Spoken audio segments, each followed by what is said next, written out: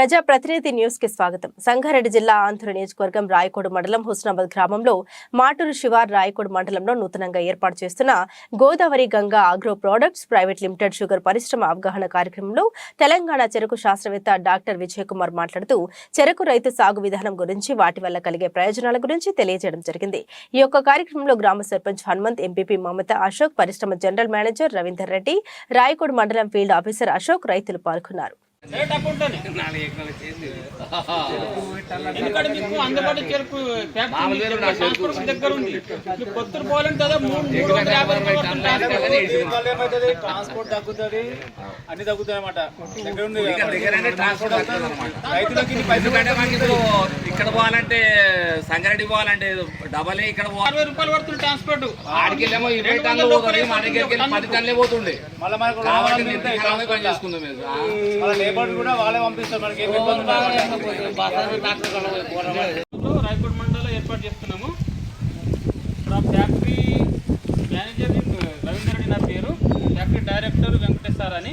మన తెలంగాణ ప్రభుత్వం చెరుకు శాస్త్రవేత్త డాక్టర్ విజయ్ కుమార్ సారు చెరుకు పండించే విధానం గురించి మనం మాట్లాడడానికి మీ దగ్గరికి వచ్చారనమాట. ఏదైనా చెరుకు పంట గురించి మాట్లాడితే ఏదైనా ప్రాబ్లం ఉంటే కూడా సార్కి అడగండి. ఫ్యాక్టరీ గురించి లేబర్ కానీ ట్రాన్స్పోర్ట్ కానీ అమౌంట్ పైసలు విషయం కానీ నేను మాట్లాడతాను. అందరికీ నమస్కారం అండి. మన రాష్ట్రంలో రోజుకి చెరుకు విస్తీర్ణం తగ్గిపోతూ వస్తూ ఉంది. ఇందాక వాళ్ళు చెప్తా ఉన్నారు, చెరుకు మా ఇంతకుముందు మాకు అలవాటు ఉంది, తీసుకుపోయే లెక్క కొట్టిగా వాడేసినది.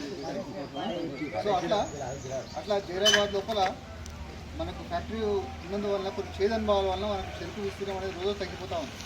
కానీ చెరుకు విస్తీర్ణం మనం ప్రస్తుతం ఉన్నటువంటి పంటలు పత్తి వేస్తూ ఉన్నాం, శనగ వేస్తూ ఉన్నాము, కంది వేస్తూ ఉన్నాము.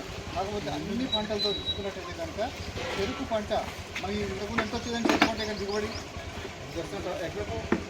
ఎంత వస్తుండే 30 నుంచి 40 దాకా వస్తుండే. కానీ మన పక్కన ఉన్నటువంటి మహారాష్ట్రలో వాళ్ళు చెప్తా ఉన్నారు, నాకు 100 వస్తుంది, ఇంకా 30 వస్తుంది, ఇంకా 40 వస్తూ ఉన్నారు. ఇలా 40 వస్తేనే మనకు పంట లాభసాటి కావాలి. కానీ ఇవాళ పత్తి మనం తీసినట్టయితే కనుక 12 క్వింటాలు 15 క్వింటాలు వస్తుందా, 10 క్వింటాలు వస్తుంది. 10 క్వింటాల్లో ఇలా ఖర్చు పెట్టాయంటే నాకంటే సంవత్సరం పంటేస్తాము. మనకి ఎంత ఖర్చు పెడుతున్నామో, ఎంత లాభం పెడుతున్నామో అంతే లాభం వస్తూ ఉన్నాం. సో ఇక్కడ లాభం లేదు. సో అంతకుముందు అదేవిధంగా పెసర, ఇనుము ఇట్లాంటి పంటలు అన్నీ కూడా వేసినాము. ఎప్పుడు వేస్తున్నామో అట్లనే భూమిలో ఊరలేదు. మనకి రైతులకు కష్టం వేస్తుంది కానీ మనకు లాభం రావడం లేదు. కానీ మనం కూడా ఏదైనా పని చేస్తే, ఏదైనా పంట పండిస్తే మనకు కూడా రైతుకు లాభసాటిగా ఉండాలి. అదేవిధంగా మనం కూడా ఇక్కడ 30-40 టన్నులు ఇచ్చినాం. కానీ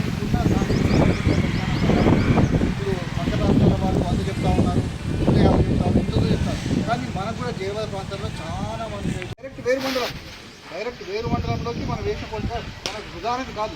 ఇవాళ మనం మందు తెస్తున్నాము, రైతు కొనుక్కొని వస్తున్నాము. ఒక్కొక్క మందు 700 ఉండాల్సిన కూడా 500 అట్లా బియ్యం బాగా బియ్యం మందులు అయినాయి. ఆ బియ్యం మందులు మన భూమిలో చేసి వృధా కాకుండా ఉండడానికి విపత్తులో కనుక చేసుకున్నట్టయితే మనం వేసిన ఎరువులు పంట పండుగలు అదేవిధంగా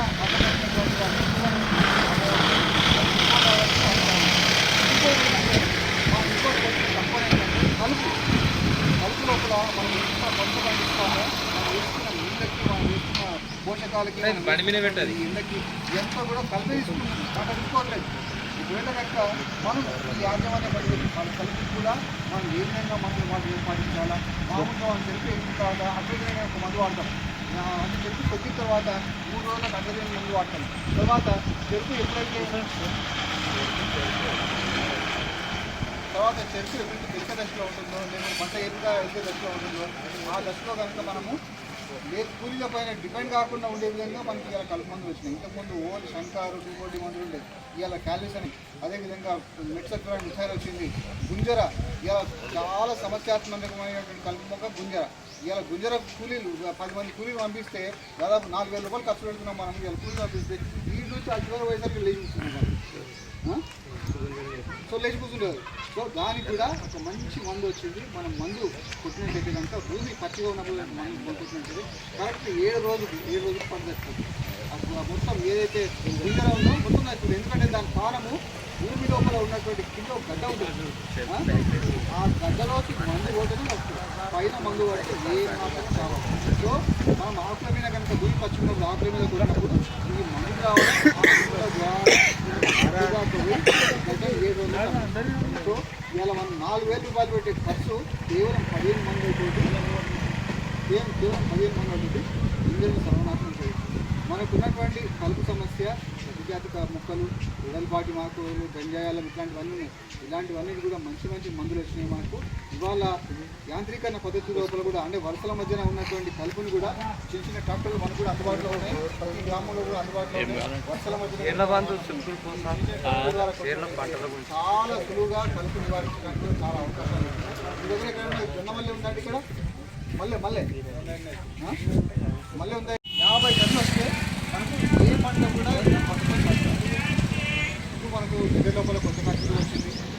దగ్గర లోపల ఉన్న ఫ్యాక్టరీ వరకు కూడా వాళ్ళు ఏం చేస్తారంటే వాళ్ళు అంటే ఇందాక పడ్డటువంటి కష్టం ఇంతకుముందు ఏ అనుభవం తీసుకున్నారో ఆ అనుభవాలన్నీ కూడా వాళ్ళు సరిచేస్తామంటున్నారు. తయారు చేసినటువంటి చెరుకు ఏదైతే పండిస్తారో ఈ పండించే బాధ్యత మీది, తీసుకుపోయే బాధ్యత వాళ్ళు తీసుకుపోయే బాధ్యత వాళ్ళు అంటున్నారు.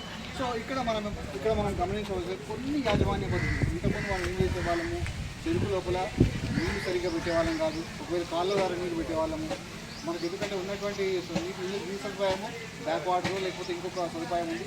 ఆ బ్యాక్ వాటర్ బోర్ అయితే నేను కూడా ఏం చెప్తానంటే పారే పద్ధతిలో కాకుండా బిందు సేద్యం డ్రిప్ పద్ధతిలో మీకందరికీ బోర్డు మీకందరికీ కూడా బోర్ల ద్వారా కనుక డిఫైన్ చేసినట్టుగా మీకు మామూలుగా పారుదల ద్వారా పండించే దానికంటే కూడా 25 నుంచి 40% అధిక దిగుబడులు వస్తుంది.